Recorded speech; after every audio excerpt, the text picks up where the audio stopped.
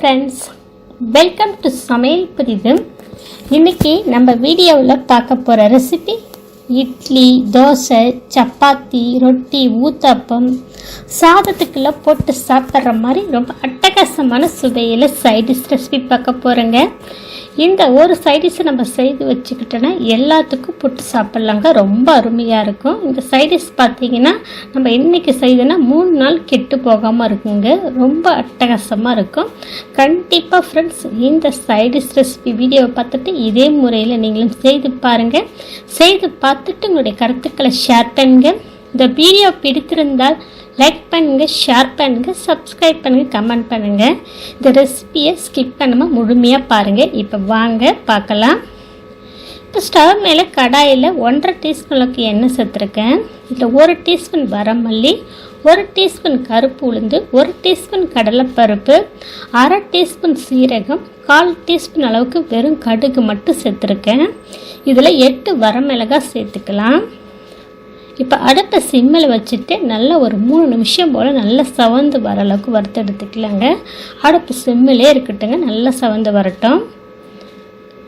இப்போ ஒரு 3 நிமிஷம் போல் நல்லா சவந்து வர அளவுக்கு வறுத்து எடுத்தாச்சுங்க. நல்ல வாசம் வருதுங்க. இதெல்லாம் வறுபட்டதும் இப்போ எண்ணெயை வடிச்சிட்டு தனியாக ஒரு பிளேட்டுக்கு மாற்றிக்கலாம்.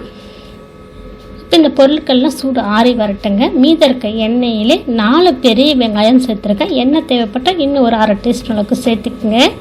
வெங்காயத்தோட 1 தக்காளி பழம், நல்ல பழுத்த பழமாக நாட்டு தக்காளியாக சேர்த்துருக்கேன். இப்போ அடுப்பை மீடியம் ஃப்ளேமில் வச்சுட்டு நல்லா ஒரு 4 நிமிஷம் போல் வதக்கி எடுத்துக்கலாம். இப்போ பார்த்தீங்கன்னா வெங்காயம் தக்காளி நல்லா வதங்கிடுச்சு. இதை சூடு ஆற வச்சுக்கலாங்க. இப்போ நம்ம வறுத்து வச்ச மிளகாய், கடலைப்பருப்பு எல்லாம் ஆறினதுக்கப்புறம் மிக்ஸி ஜாரில் சேர்த்துருக்கேன். தேவைக்கேற்ப உப்பு சேர்த்து தண்ணி விடாமல் பல்ஸ் மூடல் 2-3 பல்ஸ் கொடுத்து அரைச்சிட்டு வந்திருக்கேன். இப்போ அரைச்சிட்டு வந்ததுக்கப்புறம் ஆற வச்ச வெங்காயம் தக்காளியை சேர்த்து தேவைப்பட்டால் கொஞ்சமாக தண்ணி சேர்த்துக்கங்க. ரொம்ப தண்ணி சேர்க்காமல் இது போல் நல்ல துவையல் பக்குவத்துக்கு கெட்டியாக அரைச்சி எடுத்துகிட்டு வந்திருக்கேங்க. அரைச்சிட்டு வந்ததுக்கப்புறம் நான் இது தாளிச்சேங்க. அந்த வீடியோ ஸ்கிப் ஆகிடுச்சு. கடாயில் 2 டீஸ்பூன் நல்லெண்ணெய் சேர்த்துங்க. நல்லெண்ணெய் செய்யும் போது நல்ல சுவையாக இருக்கும். நல்லெண்ணெய் சேர்த்து எண்ணெய் காஞ்சதும் 1/2 டீஸ்பூன் கடுகு உளுத்தம் பருப்பு சேர்த்துருக்கேன்.